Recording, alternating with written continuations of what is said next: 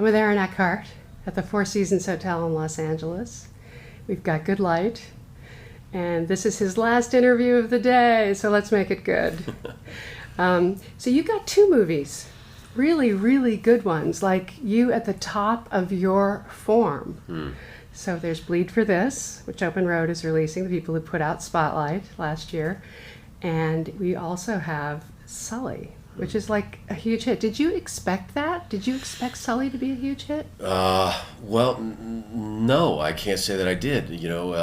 Obviously the story resonates. It's a Miracle on the Hudson, and Clint Eastwood's directing, and Tom Hanks. So, I mean, there's no reason why it wouldn't be on paper. But I have learned 20 years in this business now that you can have no expectations on any film. Movies that I have expected to do well have not done well, and vice versa. So you can never tell. But to come out of the gate, to have the opening weekend that we did, and to have the repeat business and the word of mouth that we did, I didn't expect that at all. I don't think anybody did, actually. I think Warner's was extremely happy. I know Clint's very happy, and Tom is. But the movie resonated. And the movie had more of a story than people expected, in the sense that people thought it was about the 3-minute flight, being at 3,000 feet, having dual engine failure, the birds having dual engine failure, and then landing in the Hudson. Everybody knows that story, the people on the wing. What they didn't know was the National Transportation Safety Board meeting afterwards, where they went from hero to zero, that they were potentially going to be culpable for the forced water landing, that it could have been their fault. And people really have a hard time accepting that, because these guys, Skiles and Sully, were considered to be heroes in the truest form of the word. They saved 155 people under impossible circumstances, and that anybody could question them, I know, is more than, people get really frustrated and mad. So there's a real villain in the film, and but that's it's totally almost unexpected. the villain. It's almost the villain that we all dislike in our world today, which is this sort of algorithmic, corporate, business-oriented, computer-driven kind technology. of, cover your bottom line, cover your ass. That's right. Mentality, and Eastwood is so good at recognizing that audiences would respond to that. Yeah. It almost makes you guys out to be the rebels on That's some right. weird level. It's crazy, because we which have is not what they were mustaches, doing. and we're in flight uniforms and everything. And it's funny because we were doing a photo shoot with Tom and Clint before the movie came out, and Tom came up to me and he goes, "Aaron, have you seen this movie?" And I said, "No, I haven't seen it." He goes, "You are our badasses in this movie." And it goes along right with that. Clint has managed to make these two guys rock and roll. Yeah. And it's very cool how he does that. And people are so behind Sully and Skiles and the whole flight crew. I mean, everybody involved. And the first responders and New York City. All of this miracle. And it must have been bigger in New York than anywhere else at the box office, because it was such a takes a village New York thing too. And Clint, the firefighters, they were all everybody in the movie. Coming in on the water, and they were. Yeah, they're all the first responders are the actual people. First responders are in the movie, and there's a reason for that, because they know the story and they know how to operate the equipment. So Clint's no dummy. He likes to save money too. He likes to save money, and they did it perfectly. And also, we got all their experience, all their stories, and plus they got to be involved in the movie, which was very gratifying. It was a great movie to be a part of. Clint always had a smile on his face, always telling jokes. Well, his rap is that you have to get it. You have to nail it on the first or second take. Even with Tom Hanks there. I was doing a scene where Tom wasn't, one of the few where Tom wasn't in it, and I was in the bedroom and I did it, and Clint goes, "Okay, that's enough of that crap," and we moved on. We did it one time, but there's a certain trust in there, and for an actor, it's great because if your director is happy and you trust your director, that's what it's all about. Then let's move on. Let's concentrate on something where we need a little bit more time. And Clint's a lean, mean fighting machine, in terms of, cinematically. The movie is lean itself. It doesn't have any frills. Tom's performance, everybody's performance is just very matter-of-fact, very subtle. And I think that that's one of the most effective things in the film. Yeah, I agree with you. Okay, so one thing that I can't help but notice here is that you've taken on, you have been working for 20 years. Mm-hmm. You know, we go all the way back to what? Thank You for Smoking, In or the Company of Men. In the Company of Men, or 1997. you know. So, what about the idea that you've been top lining lots of movies all over the world, big budget movies, and here you have two supporting roles? Well, I'm an actor first and foremost. I consider myself to be a character actor, and the job of a supporting actor is to support your stars, support this protagonist. Let the audience figure out and get to know your protagonist through the supporting cast, and that's a job that I like to do. That's not to say that I don't like to be number one on the call sheet, but there's a lot of meat in these other roles. There's a lot of things. Plus, you're given less to do, so you have to make more of what you're given. And I've sort of, if you go back and look at my movies, I've sort of been made a career out of that. If you're talking about with Julia or in Aaron Brockovich or whatever it is, and somehow I've managed to eke out a career like that. Eking isn't the word I would use. I'm still around. That's after 20 years. I'm proud to say that I'm still a working actor, and I'm very proud of that because it's not easy to do, to keep yourself relevant. Another thing about supporting actors is that you can take chances in supporting roles like this. In Bleed for This, I took on a character that I was very fearful of in a acting sense, because he has a Staten Island accent. He's a boxer. He's broken his nose. He has a very unique way of talking. What accent are we talking here? We're talking, well, like I said, Vinny, pound for pound, Vinny's the best fighter in the world. I put, like things like that. And we had all things stuck so up our it's nose. dangerous. You could, it has to be completely believable. It could ruin the movie. I could have been in the movie and said, I love the movie, everything was great, but that guy's accent drove me crazy, and that's the only thing people are talking about. And that could have happened to any one of us. Kieran, who's Irish, playing an Italian American. Miles, who's playing Rhode Island accent. Me, who's playing a New York Staten Island accent. And that's the fear of taking on accent. And it's all got to work together. It's got to coalesce into a whole. And that's not an easy thing to do, and we worked really hard on it. I gained 40 pounds and I shaved my head for the part. It's all about the whole, the cast working together, telling the story. Same thing with Sully. Tom's the protagonist, and my role is to support Tom and define Tom as our hero. And there is a liberty in that, because not all the pressure is on you. And you can find little subtle ways of behavior and mannerisms to add to the story. This one's a more active role. This guy is definitely pushing the action and pushing the boxer to do what he needs to do, and supporting him. But it's more than that. That you're making decisions about where the story's going. True, and that's how I like to play. I like to be the motor and the engine of the scene. I like to drive the narrative forward. I feel like that's where my strengths are. Had I done it in retrospect, I probably would have been bigger than I would. I would have been more dangerous looking at it, and taking more chances.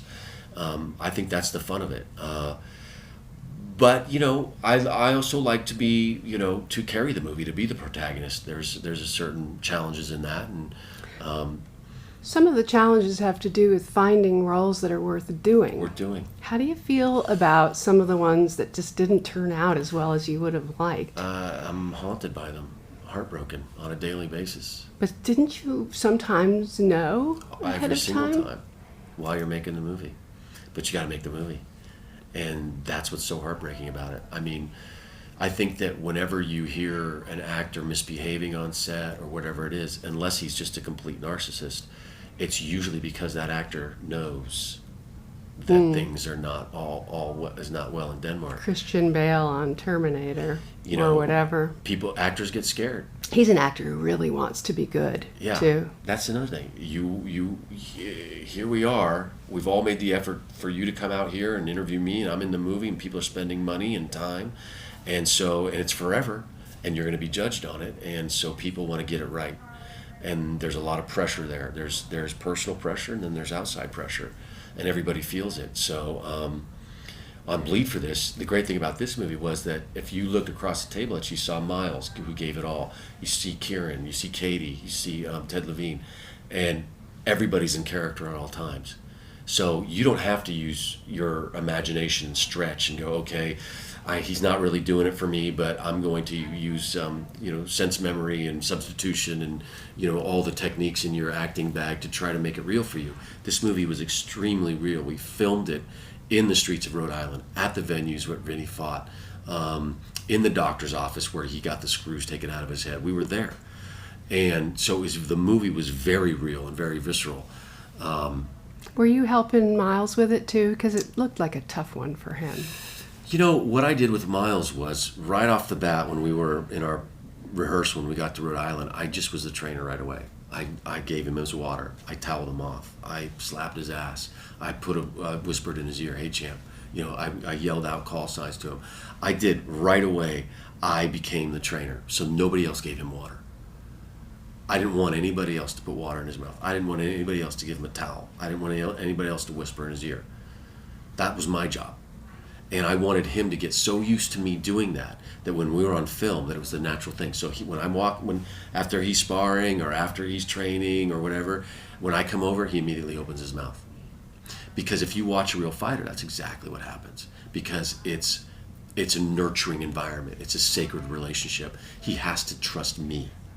I have to trust him. We're going places where normal relationships don't go. This is life or death, and in this movie especially.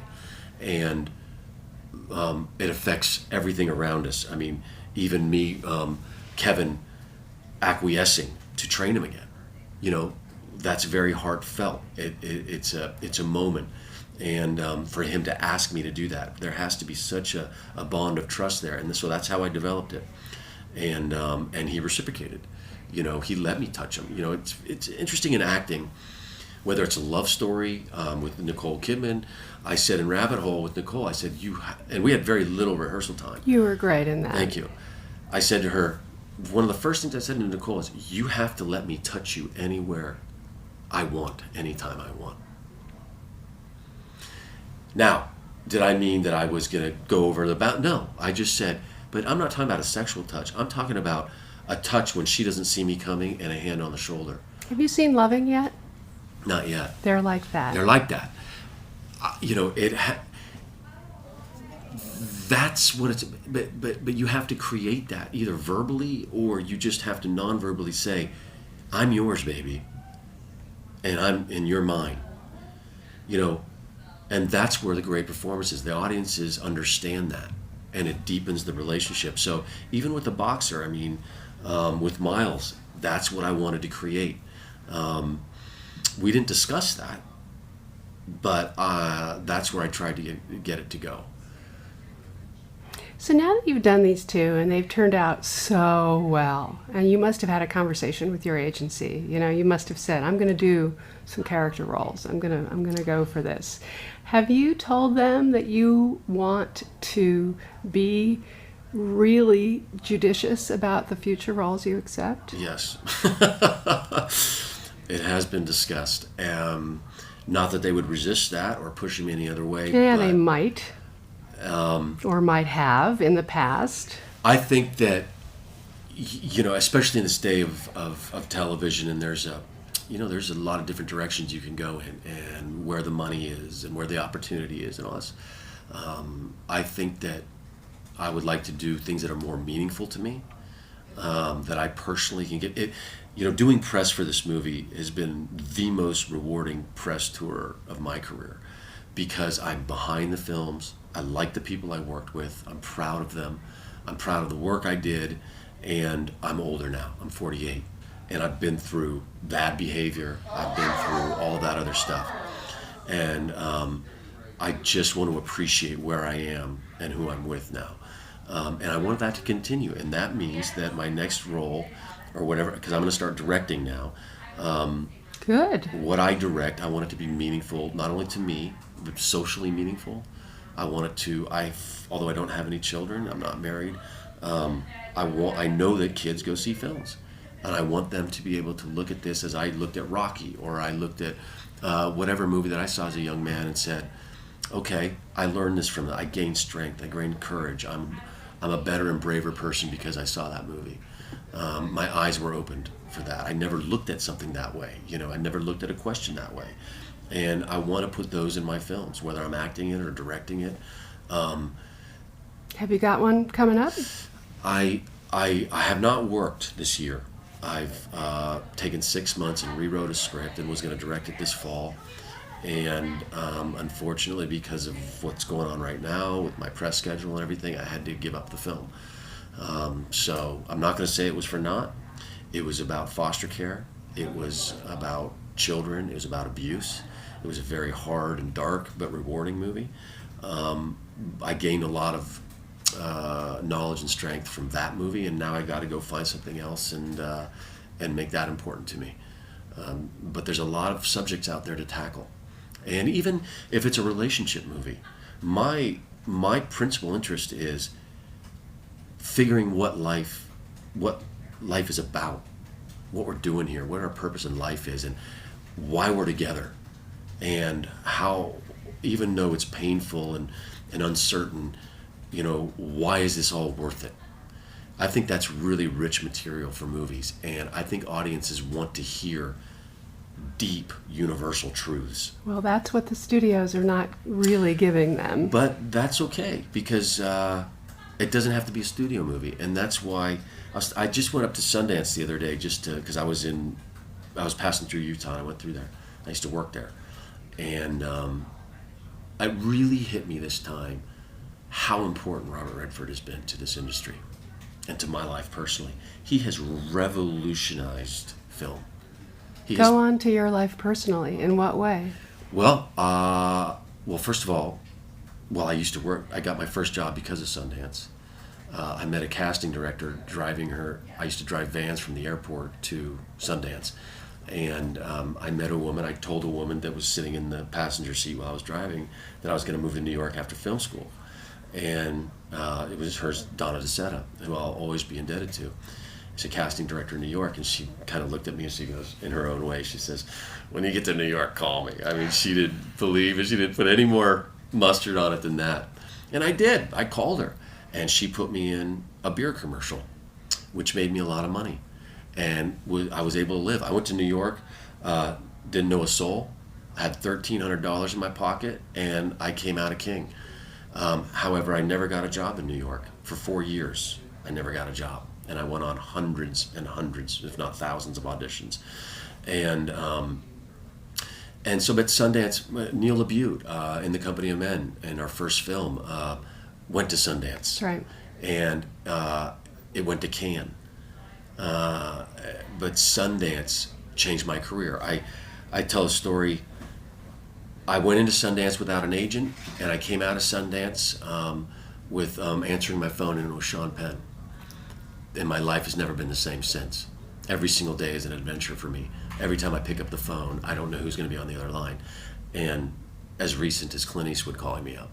So if Clint is a bit of a model of someone who has managed his career with a great deal of integrity and authority, is there anyone else that you could say has inspired you in terms of how to proceed?